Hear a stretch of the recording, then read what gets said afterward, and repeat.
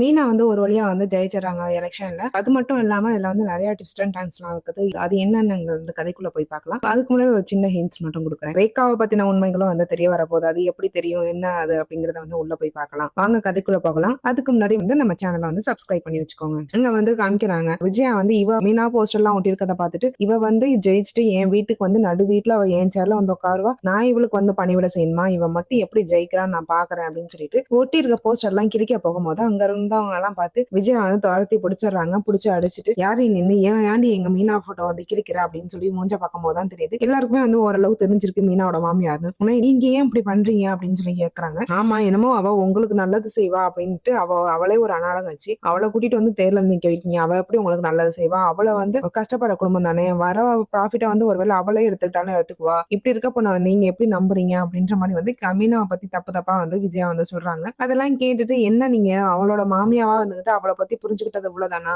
அப்படின்றாங்க. விஜயா வந்துட்டு என்ன நான் அவளை பத்தி சரியா புரிஞ்சுக்காம போயிட்டேன், அவ வந்து ஏழை குடும்பத்துல இருந்து வந்தவ, என்ன மாதிரி கொஞ்சம் பணக்கார குடும்பமா அவ இருக்கிறதுனால எங்க பையனை வந்து கல்யாணம் பண்ணிக்கிட்டா, இப்போ எங்களாலதான் ஓரளவுக்கு அவ நல்லா இருக்கா, இன்னும் நீங்க அவளை வந்து தலைவி பக்கத்துல உட்கார வைக்கிறீங்க, இன்னும் பணத்தை பார்த்தா அவ இன்னும் ரொம்ப சந்தோஷப்பட்டுட்டு அவ குடும்பத்துக்கு அவள் தான் வந்து முன்னேத்துவா, உங்களை எப்படி முன்னேத்துவான்னு நினைக்கிறீங்க, எப்போதும் இருக்கிறவங்க இருந்தா கூட ஓரளவுக்கு முன்னேறி வருவீங்க அப்படின்ற மாதிரி வந்து ஒரு மாதிரி இன்டைரக்டா வந்து சிந்தாமணிக்கு தான் வந்து சப்போர்ட் பண்றாங்க. அதை பார்த்துட்டு அவங்க எல்லாம் வந்துட்டு நீங்களாம் ஒரு மாமியாரா, என்ன ஆனாலும் சரி எங்க ஓட்டு வந்து மீனாவுக்கு மட்டும்தான், அதுவும் இல்லாம அவளுக்கு கத்தி குத்து விழுந்தும் போதும் கூட அவ வந்து என்ன தெரியுமா சொன்னா, என்ன நம்பி வந்து நிக்க வச்சிருக்காங்க, நான் அவங்களுக்கு வந்து நல்லதுதான் செய்யணும்னு நினைக்கிறேன், எப்படியா இருந்தாலும் பரவாயில்ல நான் ஹாஸ்பிட்டலுக்கு போறதுக்கு முன்னாடி நான் மனு தாக்கல் பண்ணிட்டு தான் போவேன்னு சொல்லி அவ்வளவு வழியிலையும் வந்து மனு தாக்கல் எங்களுக்காக பண்ணிட்டு போனா அவ எப்படி எங்களுக்கு நல்லது செய்யாம இருப்பான்னு நினைக்கிறீங்க அப்படின்ற மாதிரி வந்து அவங்க எல்லாம் திட்டி அனுப்பி விட்டுறாங்க. இனிமே இந்த மாதிரி வேலை பண்ணிட்டு இருக்காதீங்க, இது மாதிரி பண்ணிட்டு இருந்தீங்கன்னா நாங்க சும்மா இருக்க மாட்டோம், மீனாவுக்காக தான் இப்பயும் உங்களை அனுப்புறோம் அப்படின்ற மாதிரி வந்து சொல்லி அனுப்பி விட்டுறாங்க. கரெக்டா அந்த நேரத்துல வந்து அண்ணாமலை வந்துடுறாரு. அண்ணாமலை வந்துட்டு ஏமா என்னமாங்க பிரச்சனை, இவ என்ன பண்ணா, ஏன் இப்படி சண்டை போட்டுட்டீங்க அப்படின்னு வந்து கேக்குறாங்க. ஐயா நீங்க தானா, நீங்க மீனாவோட மாமனார் தானே அப்படின்றாங்க. அதுக்கு அண்ணாமலை வந்துட்டு ஆமாமா நான் மீனாவோட மாமனார் தான், என்ன ஆச்சு அப்படின்னு சொல்லி கேக்குறாங்க. ஐயா நான் வந்து மீனா ஜெயிக்கணும் அப்படிங்கிறதுக்காக தெரு தெருவா போஸ்டர் ஒட்டிட்டு இருந்தா இந்த பொம்பளை அந்த போஸ்டர் எல்லாம் சேர்த்து இழிச்சுக்கிட்டே வருது, அது மட்டும் இல்லாம அது சின்னமணி தான் நல்லது செய்வா, இவ வந்து ஏழை குடும்பத்துல இருந்து வந்தவ, இவ வந்து பணத்தாசையத்துல வந்து பணத்தெல்லாம் அவ சூட்டிக்கிட்டு உங்களெல்லாம் வந்து நடுத்தருல விட்டுருவா அப்படிங்கிற மாதிரி எங்க மீனா வந்து தப்பு தப்பா பேசுறாங்க, இது மாதிரி பண்ண வேணாம்னு சொல்லுங்க, நான் வந்து மீனாவுக்காக தான் இப்பயும் அமைதியா போறோம், இவங்களை தயவு செஞ்சு வீட்டுக்கு கூட்டிட்டு போங்க அப்படின்னு சொன்னாலும் அண்ணாமலை பார்த்து முறைக்கிறாரு. நீ எல்லாம் திருந்தவே மாட்டியா, சரி அவளதான் மட்டம் தட்டுறான், நீ வீட்டுக்குள்ள பண்ணிட்டு இருந்தா அவளும் சரி சரின்னு அட்ஜஸ்ட் பண்ணி போயிட்டா, இப்ப என்ன வெளியில வந்து இப்படி பண்ணிட்டு இருக்க, நீ எல்லாம் வந்து உண்மையிலேயே ஒரு பொம்பளை தானா, இவ்வளவு மட்டமா நடந்துக்கிற, உன்னை எப்படி நான் கல்யாணம் பண்ணேன்னு எனக்கே தெரியல, எங்க அம்மா என் லைஃப்ல செஞ்ச பெரிய தப்பு உன்னை கல்யாணம் பண்ணி கொடுத்ததுதான் அப்படின்ற மாதிரி வந்து சொல்லிடுறாரு. அதை கேட்டுட்டு வந்து விஜய் வந்து ரொம்ப ஷாக் ஆகுறாங்க. என்னங்க இப்படி சொல்றீங்க அப்படின்றாங்க. ஆமா நான் எத்தனையோ தடவை சொல்லியிருக்கேன் மீனா அந்த மாதிரி பேசாத, அந்த மாதிரி நினைக்காத அப்படின்னு, ஆனா வந்து நீ உன் கேரக்டர் வந்து நீ மாத்திக்கவே மாட்டேங்கிற, நீயும் உன் பையன் அப்படிதான் இருக்க, உன் மூத்த பையனையும் அப்படிதான் வளர்த்து வச்சிருக்க, நான் வந்து மத்த ரெண்டு பசங்களையும் எவ்வளவு நல்ல பிள்ளைங்களா வளர்த்து வச்சிருக்கேன் பாத்தீங்களா, என்ன ஒரு கஷ்டம் வந்தாலும் வந்து ரெண்டு பேரும் ஒன்னா ஒத்துமையா இருக்காங்க, எப்போதுமே வந்து அவங்க பிரிஞ்சு போனதே கிடையாது, ஆனா நீ வளர்த்திருக்க பாரு ஒரு பையன், எப்ப ப்ராப்ளம் வரும் எப்ப நகர்ந்து போயிடலாம்னு நினைச்சுக்கிட்டே இருப்பான், அதுக்காக தான் அவன் தலையில இப்படி ஒரு ப்ராப்ளம் வந்து ஆனவன் எழுதி கொடுத்திருக்கான் அப்படின்ற மாதிரி வந்து நடு ரோட்லயே வந்து அண்ணாமலை வந்து சண்டை போடுறாரு. இவ வந்து ஒண்ணுமே சொல்லாம போயிடுறாங்க. மறுநாள் வந்து எலெக்ஷன் வருது.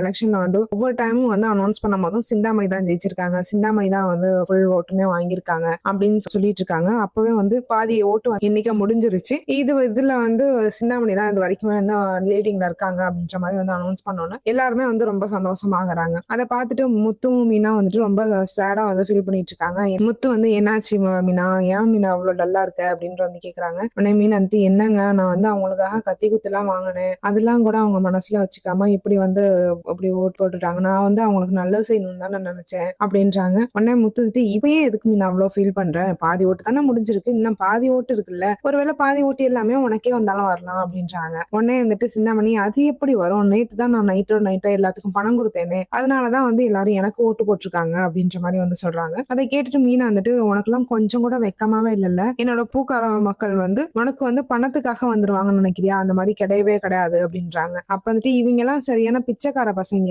நீ 100 ரூபாய் தூக்கி போற இடத்துல நான் 1000 ரூபாய் தூக்கி போட்டேன்னா அவங்க வந்து என்கிட்ட தான் வருவாங்க, நீ என்னதான் எஜுகேஷன் மெடிசன்ஸ் என்னென்னமோ சொன்னாலும் அவங்க வந்து 2000 ரூபாய் பணத்தை பார்த்தோன்னா எனக்கு தான் ஓட்டு போட்டாங்க பாத்தியல்ல, இந்த மாதிரி பிச்சைக்கார பசங்களுக்கு என்னத்தை காமிக்கணுமோ அதை தான் காமிக்கணும் அப்படின்ற மாதிரி வந்து ஒரு மாதிரி மட்டம் தட்டுற மாதிரி பேசணும்னா அவங்களோட அடியாளங்களே இருந்துகிட்டு ஒரு மாதிரி மூஞ்ச காமிக்கிறாங்க. என்ன அக்கா இப்படி நம்மளை இவ்வளவு மட்டமா நினைச்சிட்டு இருக்காங்க, அப்ப இந்த மாதிரி நினைச்சுட்டு தான் நம்மள்ட்ட இது பழகிட்டு இருக்காங்களா, நம்ம குடும்பத்தையும் வந்து இவங்க அப்படித்தானே நினைச்சிட்டு இருப்பாங்க, நம்ம தப்பு பண்ணிட்டோமோ அப்படின்ற மாதிரி வந்து அவங்களுக்குள்ளேயே வந்து பேசிக்கிறாங்க. அதெல்லாம் வந்து சிந்தாமணியும் காதுல வாங்கிட்டு இருக்காங்க. என்னடா சொன்னீங்க அப்படின்னு சொல்லி கேட்கும்போது, இல்லக்கா நீங்க வந்து எப்படி இந்த வார்த்தையை சொல்லலாம், எங்களையும் பிச்சைக்கார பசங்க தான் சொல்றீங்களா அப்படின்னு கேட்கும்போது, ஆமாண்டா நீங்களும் பிச்சைக்கார பசங்க தான், உங்கள்ட்ட மட்டும் என்ன கோடிக்கணக்குல சொத்து இருக்கா என்ன அப்படின்னு சொல்லி கேட்கும்போது, உடனே மீனா வந்துட்டு, அப்ப நீயும் பிச்சைக்காரி தானே, இந்த கூட்டத்துல இருக்கனா நீயும் பிச்சைக்காரி தானே, பிச்சைக்காரில இருந்து தானே இப்படி வந்திருக்க, என்னமோ இப்போ உன்கிட்ட பணம் இருக்கறனால நீ பணக்காரி ஆயிட்டியா, அப்படியெல்லாம் கிடையாது, இந்த பூத்தொழில் வந்து செய்யறவங்க பிச்சைக்காரி நீ சொன்னா அப்ப நீ தான் இருக்கிறதுலே பெரிய பிச்சைக்காரி அப்படின்னு சொல்லி சொல்லிடுறாங்க. உடனே முத்து வந்துட்டு செம்மையா சொன்ன மீனா, நீ தான் வந்து கரெக்டா பாயிண்டா எடுத்து கொடுக்குற,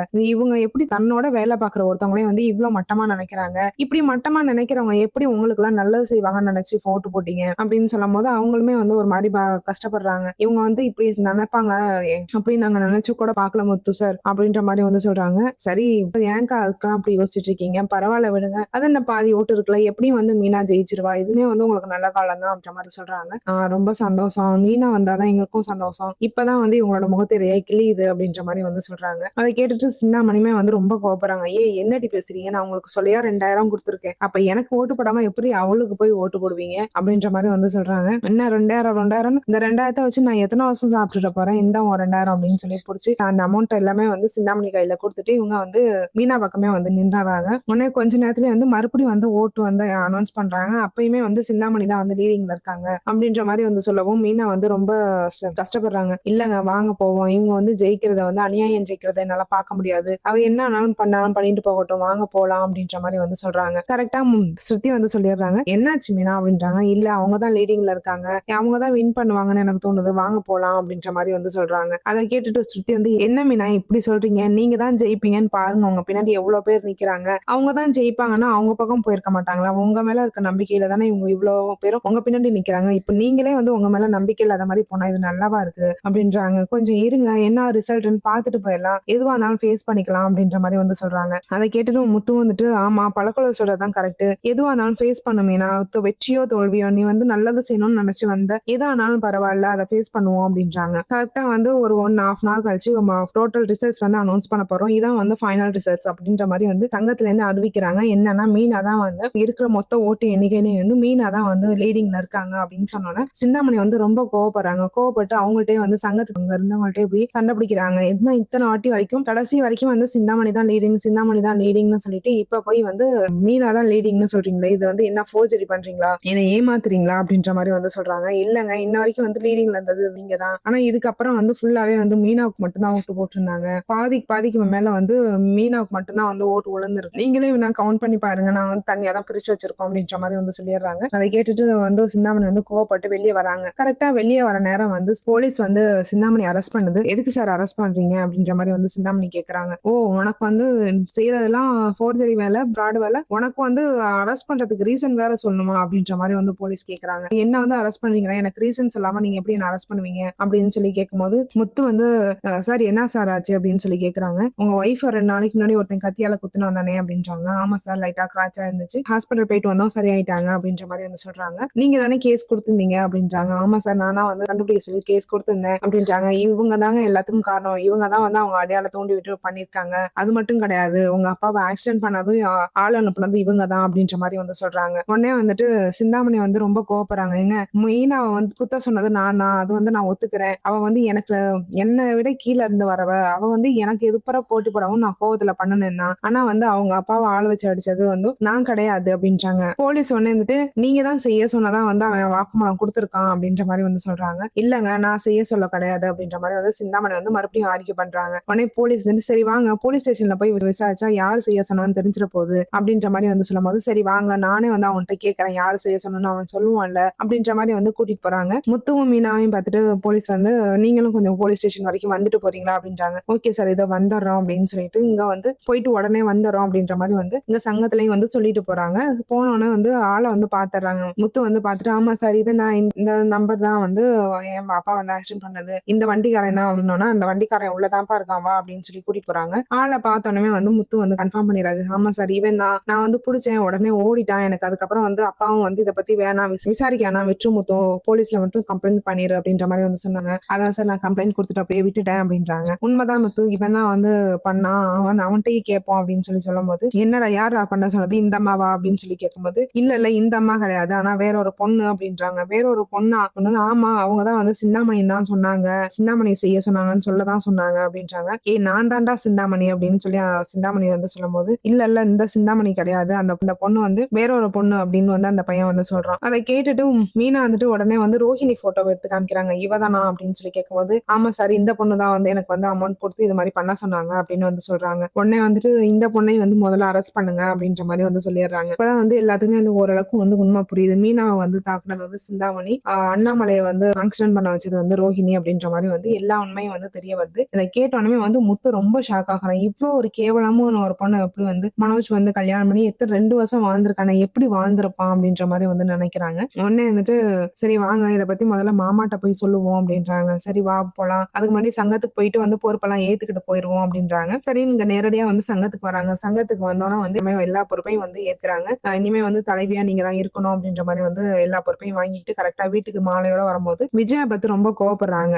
நான் தான் சொன்னேன்ல, ஒண்ணு என் வீட்டு மருமவளா இருக்கணும், இல்லாட்டி அந்த தலைவியா இருக்கணும் அப்படின்னு. நீ அந்த தலைவியா ஆயிட்ட, இனிமே வந்து இந்த வீட்டு மருமகளா இருக்கக்கூடாது, வெளியே போ அப்படின்றாங்க. உடனே வந்துட்டு அண்ணா வந்துட்டு இவ ஒருத்தி பைத்தியக்காரி மாதிரி பேசுனதே பேசிட்டு இருப்பா, நீ வாமா உள்ளுக்கு, இனிமே வந்து இது தலைவியோட வீடு தான், விஜயோட வீடு கிடையாது அப்படின்ற மாதிரி வந்து சொல்லிடுறாங்க. எல்லாருமே வந்து ரொம்ப ஹாப்பியா இருக்காங்க. ஆனா முத்துவும் மீனாவும் மட்டும் ஒரு மாதிரி ஷேடாவே இருக்காங்க. என்னாச்சு அப்படின்னு சொல்லி கேட்கும் போது, இல்ல இன்னொரு க்ளூ கூட நமக்கு அவனுக்கு டைவர்ஸ் ஆகிறதுக்கு இன்னொரு க்ளூ கூட கிடைச்சிருக்கு அப்படின்றாங்க. அதை கேட்டு விஜயா தான் ரொம்ப சந்தோஷப்படுறாங்க. என்னாச்சு என்னன்னு சொல்லுங்க, சீக்கிரமா மனோஜுக்கு வந்து டைவர்ஸ் பண்ணிட்டு அமெரிக்கா பொண்ணை பார்த்து கல்யாணம் பண்ணி வைக்கணும், சீக்கிரம் சொல்லுங்க அப்படின்ற மாதிரி வந்து சொல்றாங்க. உடனே அண்ணாமலை வந்துட்டு கொஞ்சம் அவசரப்படாம இரு, அவங்கதான் சொல்ல வராங்களா, சொல்லவங்களும் சொல்ல விடு, அதுக்கு முன்னாடி நீ அமெரிக்காவில போய் வாழ்ந்த மாதிரி ஓவரா தான் பண்ற, எல்லாத்துக்கும் நிதானமா இரு அப்படின்ற மாதிரி வந்து சொல்றாங்க. அப்படி இல்ல இப்படியே ஆடிட்டு இருப்பேன்னா இதுவும் வந்து ஏதோ ஒரு நாள் பிரச்சனையில தான் போய் முடியும் அப்படின்றாங்க. உடனே வந்துட்டு என்னாச்சு அப்படின்னு சொல்லி கேட்கும்போது, இல்ல மாமாவை ஆக்சிடென்ட் பண்ணது ரோஹிணி தான் அப்படின்றாங்க. புரியல என்ன சொல்ற அப்படின்ற மாதிரி வந்து விஜயா கேட்கும்போது, மாமாவை ஆக்சிடென்ட் பண்ண சொன்னது வந்து ரோஹிணி தான் அப்படின்னு சொல்லி மீனா சொல்றாங்க.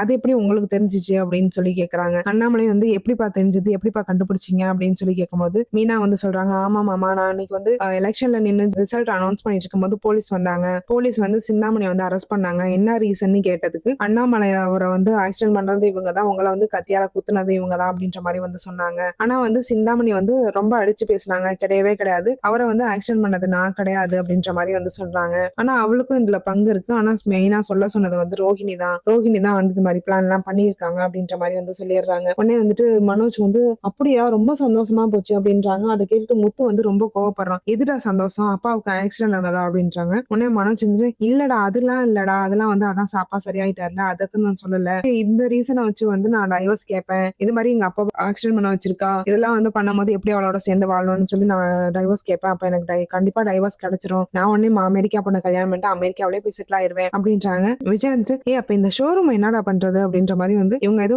அமெரிக்காவிலேயே போய் வாழ்ற அளவுக்கு வந்து பேசிட்டு இருக்காங்க. அதுக்கு இதை வந்து இப்படியே வந்து கட் பண்றாங்க. இங்க வந்து சிந்தாமணி வந்து காமிக்கிறாங்க, எப்படி வந்து இவங்களுக்கு வந்து இவ்வளவு உண்மையும் தெரிஞ்சிருக்கும், யார் வந்து சொல்லியிருப்பா அப்படின்னு வந்து சொல்லிட்டு இருக்கும் போது இங்க வந்து ரேகா வந்து போலீஸ் ஸ்டேஷனுக்கு வராங்க. போலீஸ் ஸ்டேஷன் வந்து பார்த்து, என்னமா செஞ்ச வேலைக்கெல்லாம் ஒரு வழியா ஒரு இடத்துக்கு வந்து செட்டில் ஆயிட்ட போலயே அப்படின்ற மாதிரி வந்து சொல்றாங்க. என்னடி சொல்ற அப்படின்னு சொல்லி கேட்கும்போது, ஆமா நான் தான் வந்து போலீஸ்ல வந்து சொன்னேன், நீ வந்து இந்த மாதிரி ஆள் வச்சு பண்ணது எல்லாமே வந்து எனக்கு தெரியும்ல, நான் தான் சொன்னேன், நான் தான் வந்து ஆதாரத்தை நான் தான் கொடுத்தேன், ப்ரூஃப் எல்லாத்தையும் நான் தான் கொடுத்தேன் அப்படின்ற மாதிரி வந்து சொல்றாங்க. என்ன ப்ரூஃப் நீ கொடுத்த அப்படின்னு சொல்லி கேட்கும்போது ஒரு வீடியோ வந்து போட்டு காமிக்கிறாங்க. இவன் வந்து பணம் கொடுத்ததும் அவனை வந்து நான் பண்ணிட்டேன் அப்படின்னு சொல்லி வந்து பணத்தை கொடுத்ததும் அந்த பையனுக்கு வந்து பணத்தை கொடுத்ததும் இவங்க வந்து வீடியோ எடுத்து வச்சிருந்திருப்பாங்க. அதை தான் வந்து கொடுக்குறாங்க. அதை பார்த்து ஏன்டி இப்படி பண்ணுன அப்படின்னு சொல்லி கேட்கறாங்க. ஆமா முறையா ஒரு நல்லவங்க வந்து உங்க இதுக்கு தலைவியா வராங்க, அவங்கள வர விடு, வாழதான் விடு, நீ ஏன் இப்படி பண்ணிக்கிட்டே இருக்க, நீ வந்து இப்படி பண்ணதான் எனக்கு வந்து உன்னை சுத்தமா பிடிக்காம போயிட்டே இருக்கு அப்படின்னு வந்து சொல்றாங்க.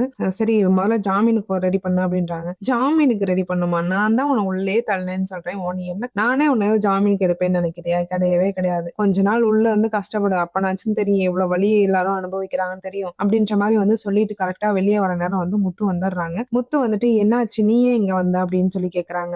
அது ஒண்ணும் இல்ல அப்படின்னு சொல்லி பேசிட்டு இருக்கும்போது, ஏய் முத்து நீ என்ன என் பொண்ணுகிட்ட பேசிட்டு இருக்க அப்படின்ற மாதிரி வந்து சிந்தாமணி வந்து சொல்லிடுறாங்க. என்ன ஓம் பொண்ணா அப்படின்றாங்க. ஆமா அவ வந்து என் பொண்ணுதான், இதுல என்ன உனக்கு சந்தேகம், எங்க 2 பேத்துக்கும் வந்து பார்த்தா ஒரு மாதிரி தரல அப்படின்றாங்க. ஒரு மாதிரியா, நீ வந்து வட துருவனா அவ தென் துருவம் மாதிரி இருக்கா, நீ இவ்வளவு கேடு கெட்டவளா இருக்க, உனக்கு போய் இவ்வளவு பெரிய நல்ல பொண்ணா அப்படின்றாங்க. ஏய் உனக்கு என்ன தெரியும் என் பொண்ணை பத்தி அப்படின்னு சொல்லி கேட்கும்போது, உன் பொண்ணை பத்தி எனக்கு எல்லாமே தெரியும், நான் அதை அப்புறம் வச்சுக்கிறேன், நான் முதல்ல இப்ப அவங்க வந்ததே வேற விஷயத்துக்கு அப்படின்னு சொல்லிட்டு போலீஸ்ல வந்து, சார் நான் எங்க அண்ணனுக்கும் வந்து இந்த பொண்ணுக்கும் வந்து கல்யாணம் ஆகி அதுக்கான டைவர்ஸ் கேஸ் வந்து நடந்துட்டு இருக்கு, இதை வந்து இதை சொல்லும் போது அதுக்கு வந்து ப்ரூஃபா வந்து நீங்க வந்தீங்கன்னா நல்லா நல்லா இருக்கும் அப்படின்றாங்க. அவர் வந்து உடனே ஜட்ஜ் வந்து எங்களை கூப்பிட்டாங்க. நான் தானே சார் நான் வர முடியும். நானே வந்து சாட்சி கண்டிப்பா நான் சொல்றேன். இது எல்லாமே தப்பு பண்ணது எல்லாமே வந்து இந்த பொண்ணு தான் அப்படின்னு சொல்றேன். இதனால வந்து உங்க அண்ணனுக்கு நல்லதுன்னு இருந்தா அது எனக்கும் சந்தோஷம் தான். நீங்க வந்து நிறைய விஷயத்துல வந்து எங்களுக்கு ஹெல்ப் பண்ணியிருக்கீங்க. அந்த திருட்டு கேஸ் பிடிச்சது முதற்கொண்டு எனக்கு நிறைய ஹெல்ப் பண்ணியிருக்கீங்க. பாத்துக்கலாம் சார் அப்படின்ற மாதிரி வந்து சொல்றாங்க. இது ரொம்ப தேங்க்ஸ் சார். அதை சொல்றதுக்காக தான் வந்தேன் அப்படின்னு சொல்லிட்டு இவரு வெளியே போகும்போது ரேகா வந்து நிக்கிறாங்க. ரேகா வந்து உடனே வந்து முத்துட்டான் இது வந்து அவன்கிட்ட சொல்லிடாதீங்க. ஒருவேளை நான் இவளோட பொண்ணு அப்படின்னு தெரிஞ்சிச்சுன்னா சத்யா வந்து என்கிட்ட பேச கூட மாட்டான். ஏன்னா அவங்க அக்காவுக்கு மோஸ்ட்லி வந்து டார்ச்சர் கொடுக்குறதே வந்து எங்க அம்மா தான். ஆனா வந்து எனக்கு எங்க அம்மாவை பிடிக்காது. அதனாலதான் எங்க அம்மா விட்டு நானும் எங்க அப்பாவும் தனியா இருக்கிறோம். இதெல்லாம் வந்து அவன்கிட்ட சொல்லிட்டு இருக்காதீங்கண்ணா அப்படின்ற மாதிரி வந்து சொல்றாங்க. முத்து வந்து சொல்றாங்க, இல்லடா அப்படி இருக்கக்கூடாது. நீ வந்து அவனுக்கிட்ட வந்து உண்மையா இருக்கணும். நீ வந்து அவனை லவ் பண்ற, கல்யாணம் பண்ணிக்க போறீங்க. அவன்கிட்ட எல்லா உண்மையும் சொல்லு. உண்மையா இரு. கண்டிப்பா அவன் உன்னை ஏத்துப்பான். அவன் உன்னை புரிஞ்சுப்பான் அப்படின்ற மாதிரி வந்து சொல்றாங்க. அதை கேட்டுட்டு உண்மைதான். நான் எனக்கு வந்து அவன்கிட்ட எல்லா உண்மையும் சொல்லிடணும் தான் ஆசையா இருக்கு. ஆனா அவங்க ஃபேமிலி அவங்கள நினைச்சு பாருங்க. அவங்கலாம் வந்து ரொம்ப பயந்த சுபாவம். மீனாக்கள்ல இருந்து எல்லாமே ஒரு மாதிரி பயந்த சுபாவம். நான் இவங்களோட பொண்ணுன்னு தெரிஞ்சாவே என்ன உள்ளுக்கு சேர்ப்பாங்களா என்னன்னு கூட தெரியல அப்படின்ற மாதிரி வந்து சொல்றாங்க. இல்ல நீ நினைக்கிறது ரொம்ப தப்பு. நீ வந்து உண்மையிலேயே வந்து சத்யாவை விரும்புற, சத்யா கூட வாழணும்னு ஆசைப்படுற, அவங்களோட சந்தோஷம் தான் உன் சந்தோஷம் நினைக்கிற அப்படின்னு தெரிஞ்சிச்சு அப்படின்னா உனக்காக எவ்வளவு பெரிய ரிஸ்கா இருந்தாலும் அவங்க எடுப்பாங்க. நீ வந்து சொல்லு, சத்யாட்ட சொல்லு, நான் இவங்களோட பொண்ணுதான்னு சொல்லி பாரு. அதுக்கப்புறம் அவனோட ரியாக்ஷன் தெரியும் உனக்கு அப்படின்ற மாதிரி வந்து சொல்லிடுறாங்க.